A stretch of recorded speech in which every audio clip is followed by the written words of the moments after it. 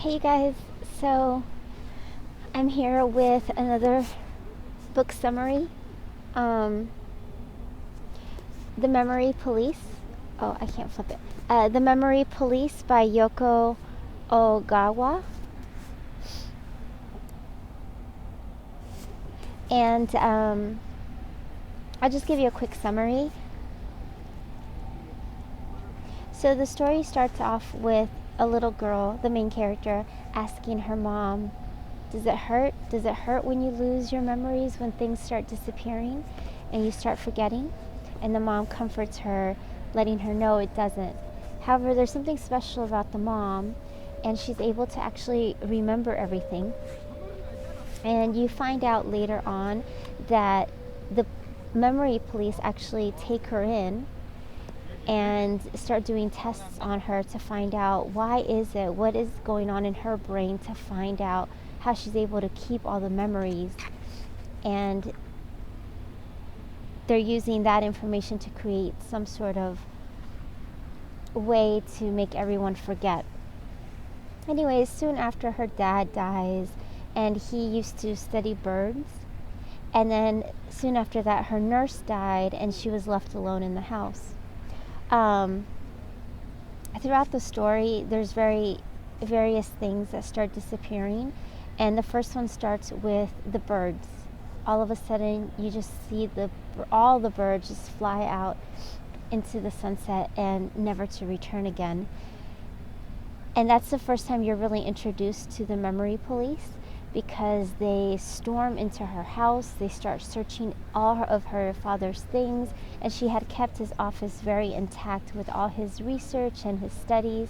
And soon after, she completely forgot what he studied, what he devoted his life to. Then you start realizing that a lot of people just start disappearing. By the way, I'm looking down because I'm looking at my notes to keep it kind of in order. So more and more people start disappearing, and as the story goes on, you discover that she's actually a writer, and she's been working on this book about a young lady who is in typing school, and she doesn't have a voice, so she literally is able to type her feelings and express herself. And you soon discover that her typewriter, oh my gosh, so sweet. Her typewriter is broken, and the teacher tells her to follow him to the attic, where he says that he's going to fix it, but in reality he traps her in the attic, and she has no way of communicating, and he starts just abusing her. And as you're reading the book that she's writing, she says one really powerful statement: when the voice links, the body and the soul vanishes. I'm sorry, when the voice, I can't read my handwriting.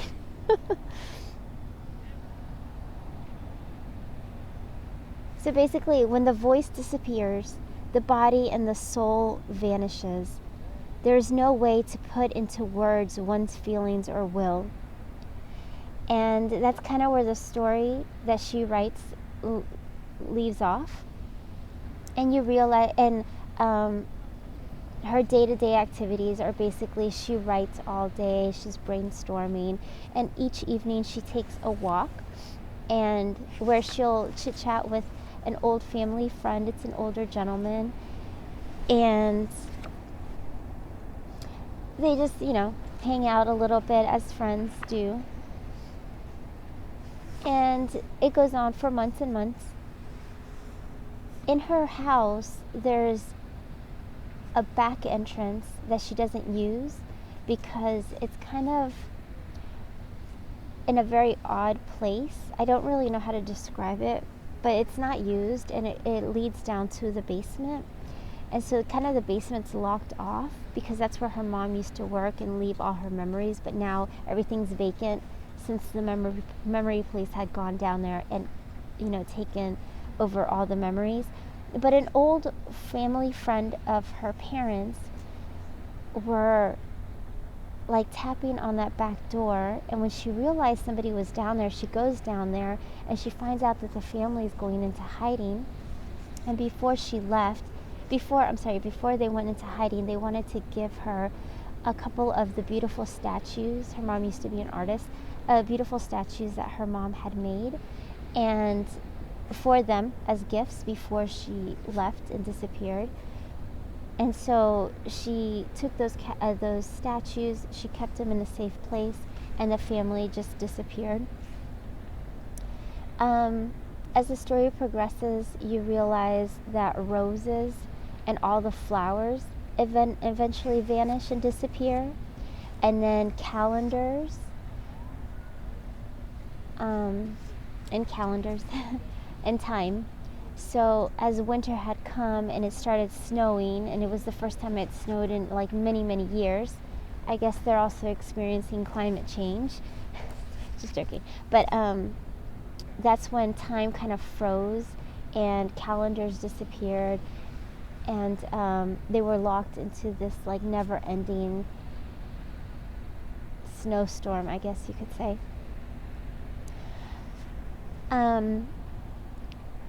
Her publisher, who was always really encouraging of her to remember these memories and encouraging her to write, she decides to help them go into hiding, because as more things vanished, he still remembered. And the old man that she goes and visits every night during her walks, he helps her, and they soon create a system where the gentleman, the publisher, he hides in her house, and in between the floors there's a small room, and the old man creates like a ventilation, some form of like running water to go into the room. And a little backstory on the older man: he used to work on ships. I guess he was a captain of some sort, and when they took away all the boats, there was one ship that was left behind, and that's where he lives. So he lives on the water in a ship, and that's important for a next portion, for the future, for a next part of the story. Then everything's going smoothly. Everyone's hidden. Like, life has gone back to normal. Yes, the memory police are getting more aggressive, and they're out and about hunting more people, but they've kind of figured out a system that everything's safe, and they're able to communicate to the publisher's wife, who had just had a child, and through the old man. So everything's good. Then all of a sudden, the old man is taken into custody by the memory police, and he's questioned for 3 days. He basically vanishes. They're both in panic mode, and when he's released, he said that they didn't question him regarding a missing person, but instead they questioned him of a couple people that had built some sort of ship or boat, and they were trying to escape, and that's what they were questioning about. So everybody was safe, everybody's still hiding and good. And a couple months go by, and now it's the old man's birthday, and and they're celebrating the birthday in that little room in between the floors, which is very tight and crowded, but that's the only place where it's kind of soundproof and they can just be themselves. And the old man receives this beautiful music box, and one thing to keep in mind is that music no longer exists. So he's able to have this music box that was given to him by the publisher, and the main character, she gave him a shaving kit. So they're celebrating, they're talking, they're relaying stories, and they're listening to the publisher as he explains to them what the music box is, and they're listening to the sounds, but it doesn't sound beautiful to them, it's just noise, and they're trying to comprehend. Then all of a sudden, At that very instant, the front doorbell rings. I have to read this part because it's really good. Okay, let me get closer. I froze, instinctively grabbing the old man's arm. He held the music box on his lap with one hand, but the other hand he put around my shoulder. R, the publisher, had not flinched, but his eyes stayed fixed on the ceiling. The bell continued to ring, and we could hear the fist pounding on the door. "The memory police," I whispered. My voice was trembling so much I could hardly recognize it. "Is the door locked?" asked the old man. "Yes." "Then we should go and let them in." "Won't it be better to just pretend I'm not home?" "No, they'll just break down the door and come in anyways, and they'll be all the more suspicious. We need to ask them in as if we didn't care less, and let them search to their heart's content. Don't worry, it'll be fine." He took my hand, and together we stumbled the few steps from the table to the bottom of the ladder. "No need to worry," the old man turned and spoke to the publisher, R, from halfway up the ladder. "I'll be back soon for my wonderful birthday present." R nodded. We closed the trap door, praying as we did that it would never be opened by anyone other than the two of us. The memory police, put your hands behind your head. Don't touch anything. Don't talk until we're finished. If you do not comply, you'll be immediately placed under arrest. There were 5 or 6 of them, and they must have been accustomed to giving this speech on doorways all over town. After one of them had delivered these lines, they all made their way quickly into the house. It was snowing hard outside, but I could see the dark green trucks were stationed in front of the other houses in the neighborhood. The tension felt palpable in the still of the night. Their operation proceeded as it always did, efficiently, thoroughly, systematically, and without any trace of emotion. One after the other, they searched the kitchen, the dining room, the living room, the bathroom, the basement. They wore their boots and coats throughout, as though their roles had been assigned in advance. Some of them moved furniture, while others tapped on the walls and moved through drawers. Spots formed on the floor as the snow melted from their boots. We stood with our backs against the wall in the hallway and our hands behind our head as ordered. They appeared to be focused on their work, but at the same time they never took their eyes off the old man and me, making it impossible for us to move closer together or even as much as exchange looks. The old man's tie was crooked, probably because he left the hidden room in such a hurry, but his eyes remained fixed straight ahead. To calm myself, I tried to recall the song from the music box, and though it played only a few times, I was able to remember the whole tune from beginning to end. Sorry. "Who are you and what are you doing here?"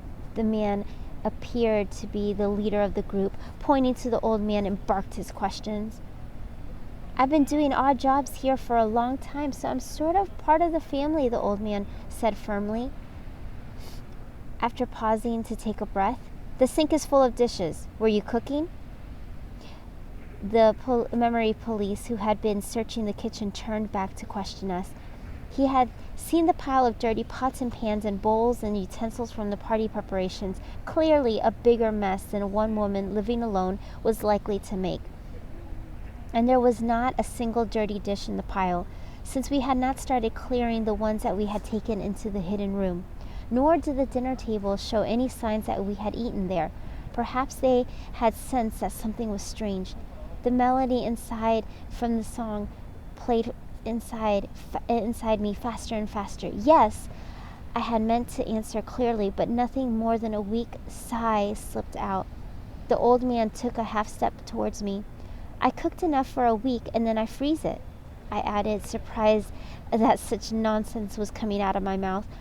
But of course, I suddenly realized it would have been even more suspicious if there had been 3 sets of plates in the sink. I told myself I should calm down and be grateful for this stroke of good luck. The man picked up the pot I'd used to boil the vegetables and the bowl in which I mixed the cake batter, and studied them for a moment before returning them to the sink, moving off to search the cupboards. I swallowed with relief. "Move on," the man in charge told the others. "Upstairs." The man filed up the staircase, and he followed behind. I wondered where their footsteps and the noise from the search had reached R, the publisher, in the hidden room. Was he clenching his knees, his back rounded into a ball, trying to make himself smaller? He was probably sitting on the floor, since the bed and the chair tend to squeak, and no doubt he was barely breathing for fear of being heard, and through it all the music box was watching over him. There were few rooms on the second floor, but the search was even more thorough. The memory police rattled about noisily, held things up in the light to examine them, fidgeted with their guns. Each activity seemed to have some hidden meaning, which made the process all the more oppressive. We were standing against the windows along the hallway in the north side of the house. My arms, still crossed behind my head, grew heavier and heavier. The river flowed beneath the windows, had vanished into the night. Lights were on in the neighboring houses, which were probably being searched as well. The old man coughed quietly. We could hear what was happening in the office through the half-open door. One of the men had taken all the books from the bookshelf and was shining a flashlight into the space between the shelf and the wall. Another had pulled the mattress from the bed and was removing its cover, and the third was glancing through manuscript pages he had found in the desk drawers. Their long, careful, tailored coats made the man seem terribly tall, as though they were looking down on everything around them. "What's this?" the man who had been going through the desk asked. He had a wad of pages in his hand. The fact that he'd taken an interest in the desk was in itself dangerous, since the speaker of our makeshift intercom was concealed behind the dictionaries. "A novel," I replied, speaking in the direction of the door. "A novel?" he repeated, as though the word was somehow vulgar. Then he threw the papers on the floor with a snort, scattering them all over the room. More than likely, he was the sort of person who had never read a novel in his life, which was in fact a stroke of good luck. As soon as he lost interest in the manuscript, he turned away from the dictionaries as well. Their boots crisscrossed the rug on the floor of the office, heavy-looking boots that had been carefully greased and polished. That must have been very difficult to pull off at the end of the day. As I watched them, I realized something important. One of the corners of the rug was ever so slightly turned up. I had been the last one to close the trapdoor and replace the rug. Even in such a rush, how could I have failed to do it more carefully? If one of them noticed and pulled up the rug even a bit, the entrance to the secret room would have been discovered instantly. Once I noticed, I wasn't able to take my eyes off the turned up corner. I knew I might be drawing their attention to it, but I couldn't help myself. I glanced at the side, wondering whether the old man had noticed, but his eyes seemed to be focused on some deep point in the distant night. The boots moved back and forth across the rug, and the turned up corner was barely an inch in length, and under normal circumstances would hardly have attracted notice, but now it seemed to fill my entire field of vision. "What's this?" one of the men said. I immediately thought he had taken notice of the rug, and my hands became reflectively to cover my mouth. "What's this?" he repeated, coming towards us in long strides. I repeated a phrase from the music box melody to myself, trying to keep from screaming. "Keep your hands behind your head," he ordered in a deep voice. I slipped my hands behind my head and clasped them together to keep them from trembling. "Why is this still here?" he said, holding a small rectangular object in front of my face. I blinked and I stared at a pocket date book that had been in my handbag.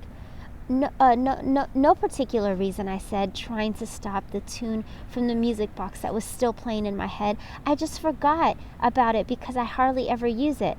He was so interested in the date book that he had not noticed the rug, so I told myself. The date book presented no real problem. Nothing important was written in it. At most, the date of the dry cleaning, when the dry cleaning would be ready, or the schedule of the street sweeping in the town, or an appointment for the dentist. The disappearance of the calendars means that we no longer have any use for days and dates. You know what happens if we keep things. The disappearances of the calendars mean that we no longer have any use for dates and days. You know what happens if we need things around us that should have gone away. He flipped through the pages at random, but apparently had no interest in what was written in them. We need to get rid of this right away. He took a lighter out of his coat book, lit the pages of the book, and tossed it out the window. I could see the rug in the space between his widespread legs. The book trembled through the air, sending off sparks like tiny fireworks. There was a splash, and the splash lingered briefly in the darkness before being sucked into the river below the window.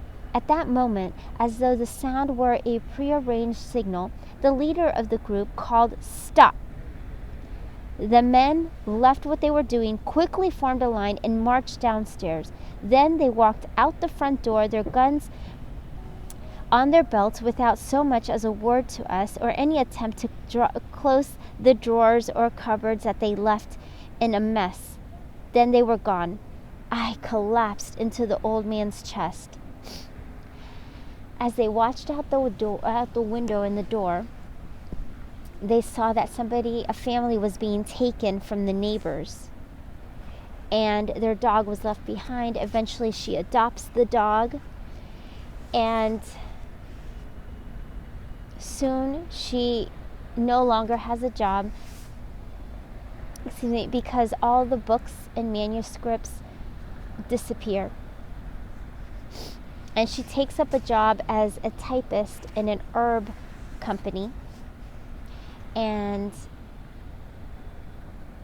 she works day and night, and you soon realize that one day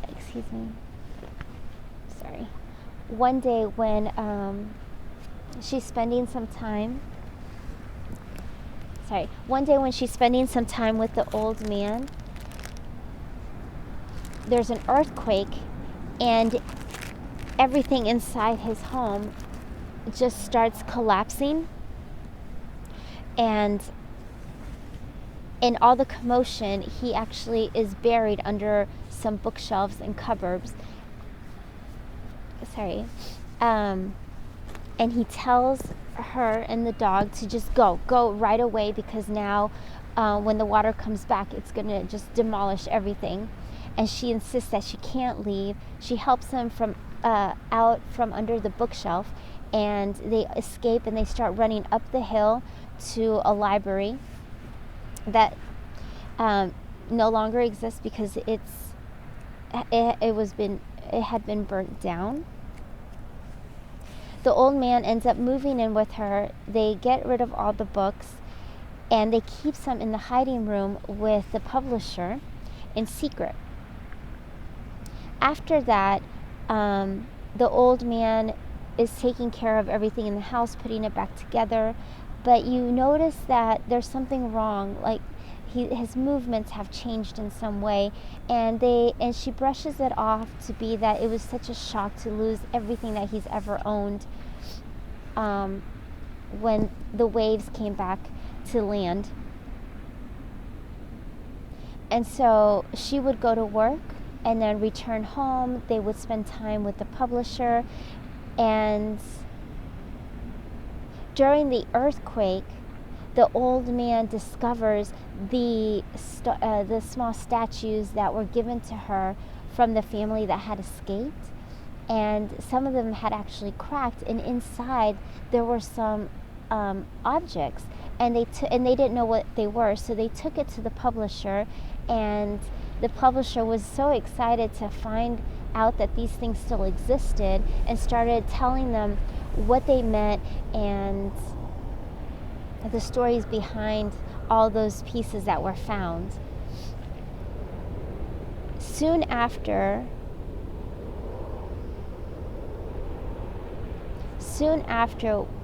they attempt to go to the mom's like kind of work cabin out in the wilderness, and they go and they collect all the small statues that she had there, and they take it back to the house and they carefully break them open to see if there's any more memories that have been hidden. And they give it to the publisher, and he tells them the stories, and they're trying so hard to remember, but it's not working very well. And he says that no matter how wonderful the memory, it vanishes if you leave it alone. If no one pays attention to it, they leave no trace, no evidence that they ever existed. But I suppose you're right when you say you should do everything you can to bring back memories of the things that have once disappeared. So he really attempts to help them remember.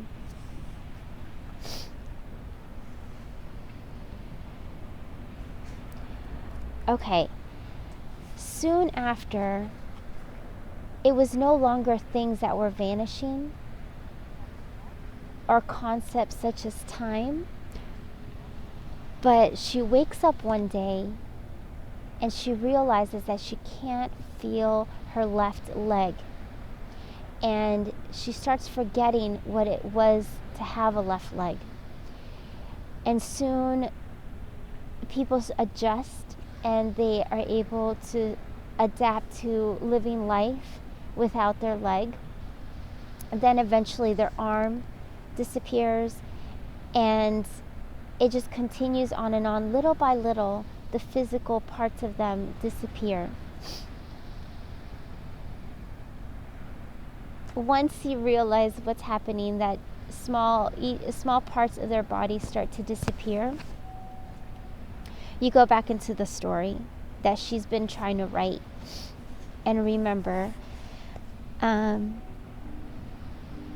remember, in her story, the girl that has no voice is locked up in the attic, and she hears footsteps. From the sound of the footsteps, I was sure not only that the person approaching was a woman, but she was a young woman. She knocked 3 times. I was sitting on the floor, my arms wrapped around my knees. I had never noticed the clear, dry sound of the old wooden door, since he never knocked, but made his appearance after a great rattling of keys in the ring. She hears the knocks. Hurry now. If you aren't quick, she'll go away. In my head, I'm screaming these words to myself, but something held me back. No, keep still. How can you explain this to her? Would she even believe you? How would you even be able to tell her? It's not just words you lack. Your eyes, your ears, every part of your body has been deformed to fit this room. That is, to fit his purpose. And even if she did help you, do you really believe that you get back all the things that you've lost? I covered my ears with my hands. I hid my face in my lap, held my breath, and I prayed the girl would give up and go down the stairs. I knew now that I lacked the courage to rejoin the outside world. That night he appeared. Did someone pay you a visit today? He asked. She was a student. In my beginner level, he continued. She needs a great deal more practice with her typing. She needs to develop speed and accuracy so I can capture her voice until it's completely absorbed and the keys no longer move. After this, his visits became less frequent. I heard the sounds of footsteps. He's coming. and behind him, someone else. Someone wearing high heels. The final moment had arrived. And that's where the story that she's writing ends. And she hands it over to the publisher, who's still hiding in between the floors in her house. I have completed the one thing that I would be able to leave him. The publisher was alone, determined to find every possible means to keep me here. And though I knew all his efforts were useless, I did little to stop him. I'm glad I'm leaving you behind some trace of my existence in the island. It occurred to me suddenly that it was fortunate that the old man had died before. Oh yes, I totally forgot to tell you. So, sorry. One day after work, she was walking her dog, and she sees the old man up on the hill looking at the water where his house used to be, and it's completely gone except for a couple things sticking out of the water. And he just seems really sad.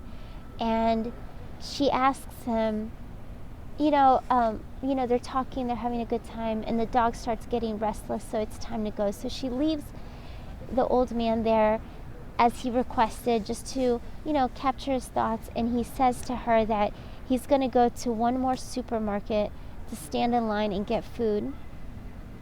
And when she's at home, she receives a phone call that the old man was now in the hospital, and he had collapsed in front of the meat market. So she rushes to the hospital to find him dead. And, oh God, it's so sad actually. And she says something interesting. She says that his death impacted her differently than when her mother, father, and her nurse died. Because when the mother, father, and nurse died, she said,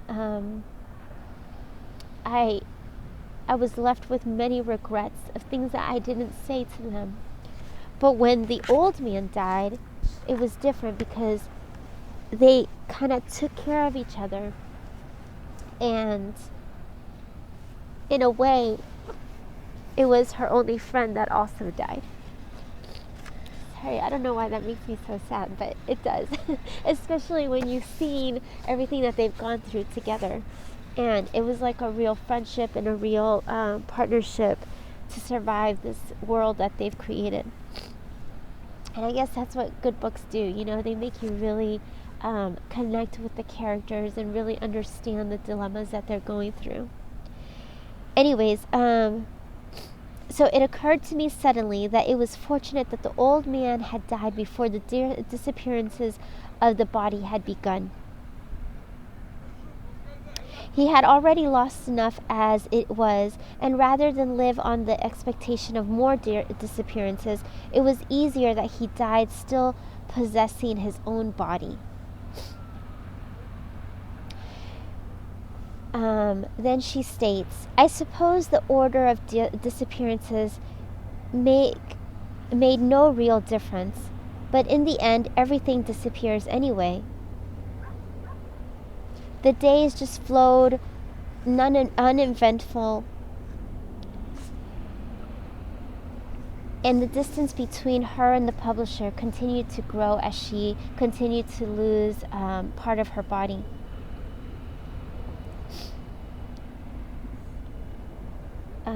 The hand that had written the story, my eyes overflowing with tears, the cheeks that had received them, they all disappeared in their turn, and in the end, all that was left was my voice. And everyone's voices drifted aimlessly. The complete disappearance of my body was actually a form of liberation. Still, if I was not careful, my unreliable and invisible voice might be swept away with the wind. It's peaceful with just a voice, I said. With just a voice, I think I'll be able to accept my final moment calmly and quietly without suffering or sadness. You'll finally be able to leave here, I told the publisher. I told him. You'll be free to return to the outside world. The memory police has given up their hunt. Of course, how could they go on hunting people who are no more than their voices? I wanted to smile, but then I realized what would be the use? The outside world is in ruins, crushed under the weight of the snow, but you'll manage. I know you'll be able to melt the frozen world bit by bit, and I'm sure others who have been in hiding will also come out to join you. I hope my memory will live on here forever through you. Do you really have to go? He asked. Goodbye. The last traces of my voice were frail and hoarse. Goodbye. Then he climbed the ladder, one rung at a time, lifted the door, and went out into the world. Sunlight came streaming in for one moment, then vanished again as the door creaked shut. The faint sound of the rung being rolled out into the floor came to me from above. Closed in the hiding room, I continued to disappear. And that is the end of the book. Oh, that was actually really good. Something I didn't expect, but I really enjoyed how at the end you're left with a little bit of hope, and the hope is left with the publisher being able to kind of leave the hidden room and kind of start humanity over again. So that was a nice ending. By the way, right now I'm at Brighton Beach again, and I guess before I leave, it's getting a little chilly, but before I leave, I'll walk by the water so you can hear some ocean waves.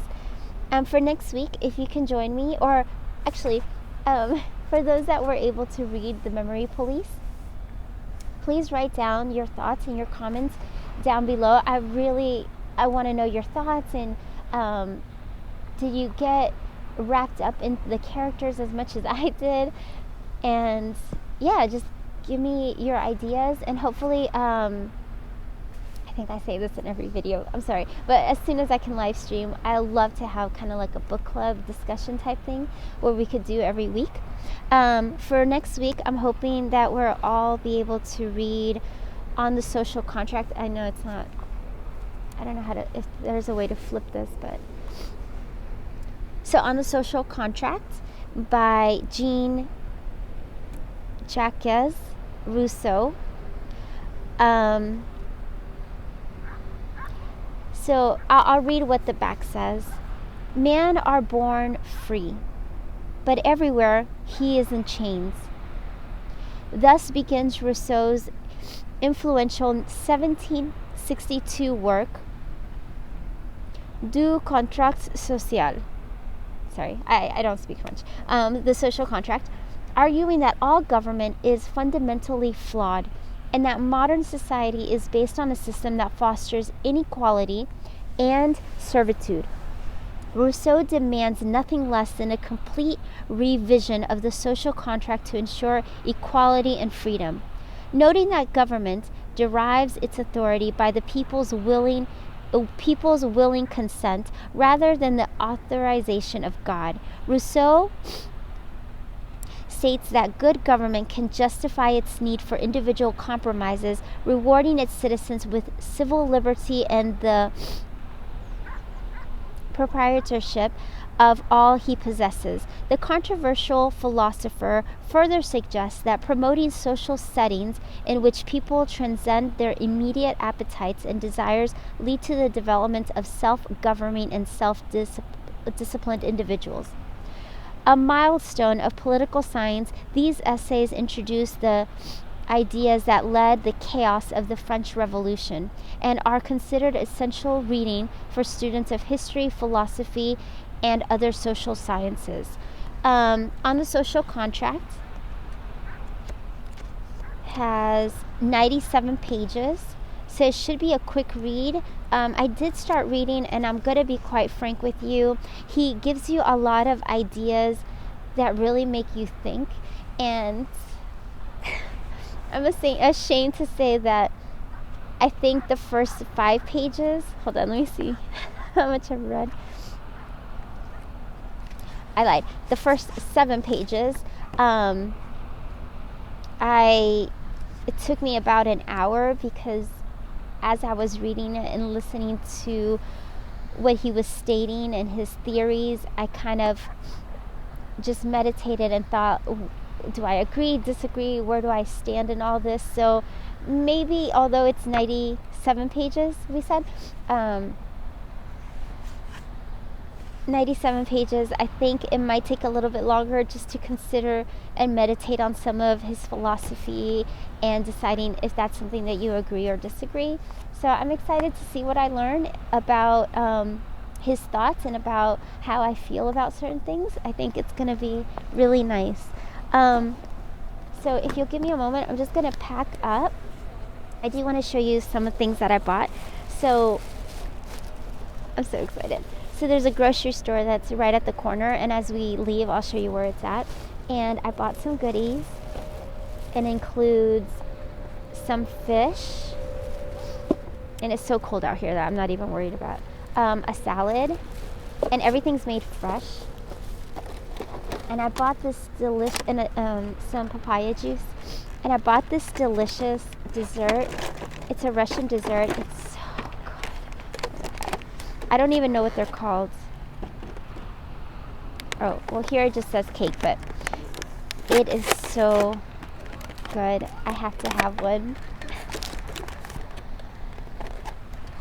And basically, they're just little balls, but inside they have that condensed milk that's kind of been cooked, so it looks brown. Oh, it's so good. Anyways, while I'm packing everything up to go, I'll just flip the camera over so you can see the beach. Or, yeah.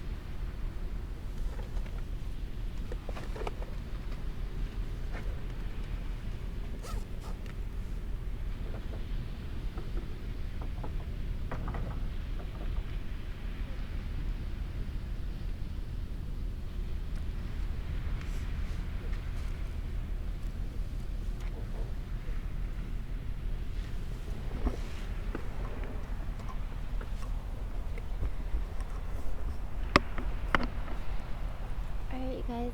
So I'm not gonna lie, it looks so dark out there. I'm a little scared, but let's just go. I wish I could flip the camera. Sorry.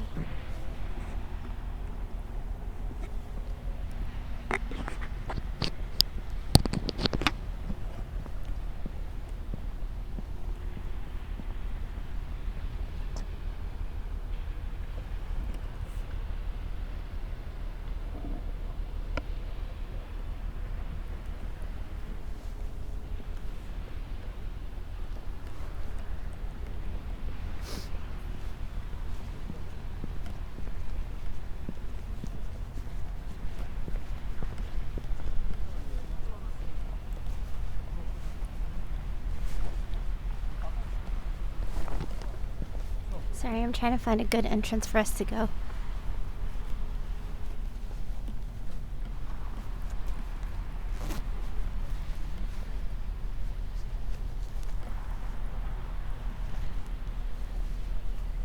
Even though the weather says that it's like 55, 60 or something, it's freezing because the humidity.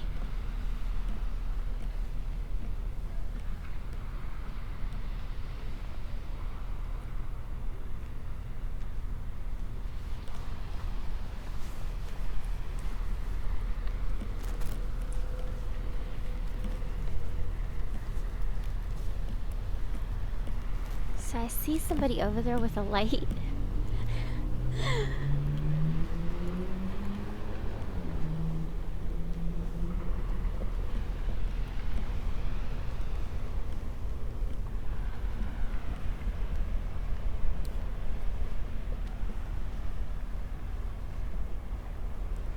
Sorry about the light, you guys. I wonder.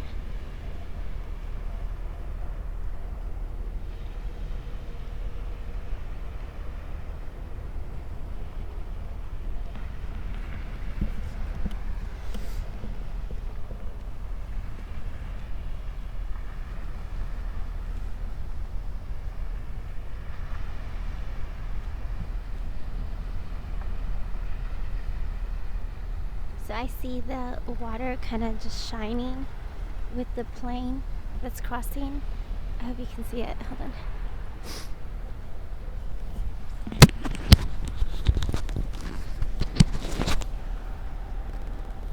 I was just saying, I hope that you can see the water shining as the plane crosses, but it's already gone. So there's a group to my right. As always know what's around you.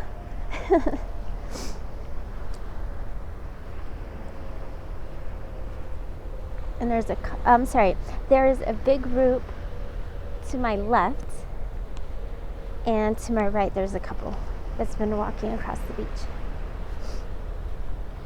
And since you guys can't really see anything, hold on, let me get my face out of your face. I'm gonna just let you hear some sounds, I guess, and hopefully you'll be able to enjoy that. It sounds so great.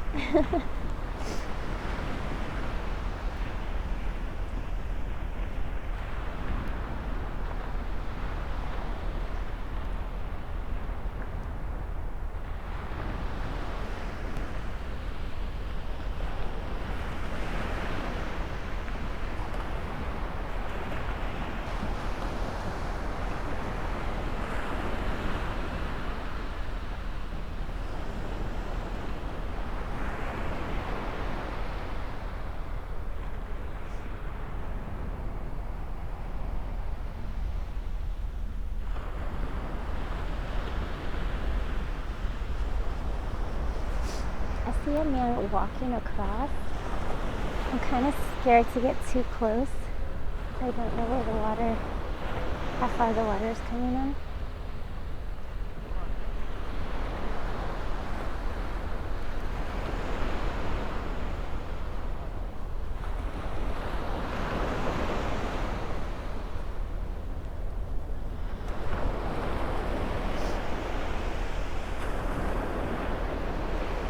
Oh yeah, it's starting to get.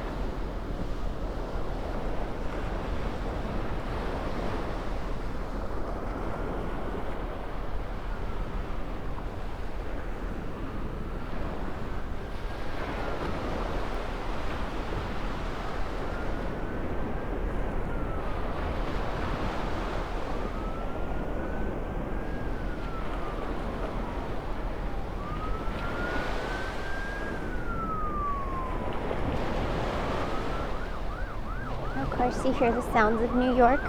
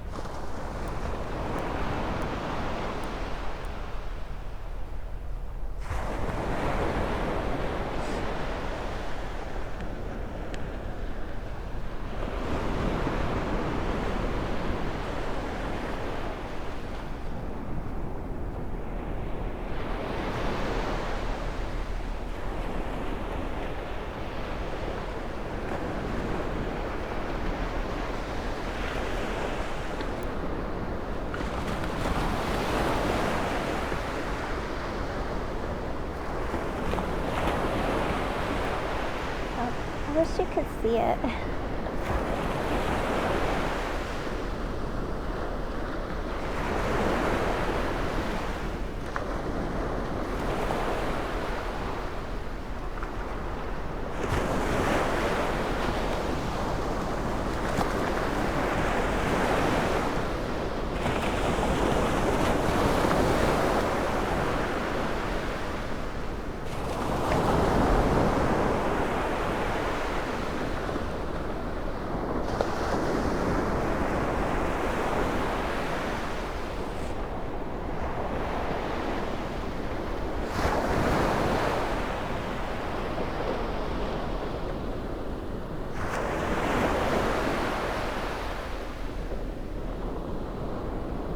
More people are coming down to listen to the water.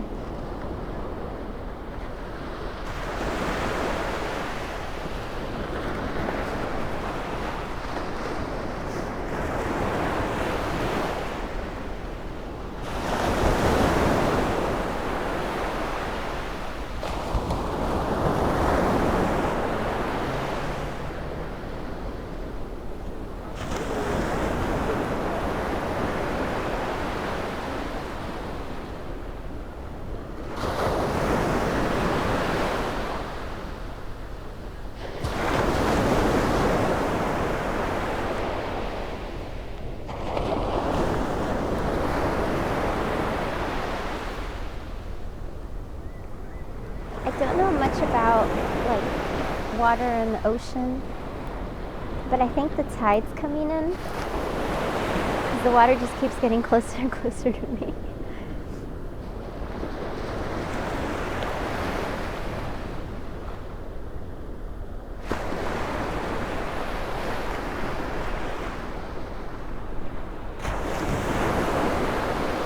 And there's something so healing about being in nature and being completely just all your senses just, you know, being engulfed with sounds from nature and just your eyes. That's all you can see as far as you can see, and it's so healing to know that the world, nature is just so powerful.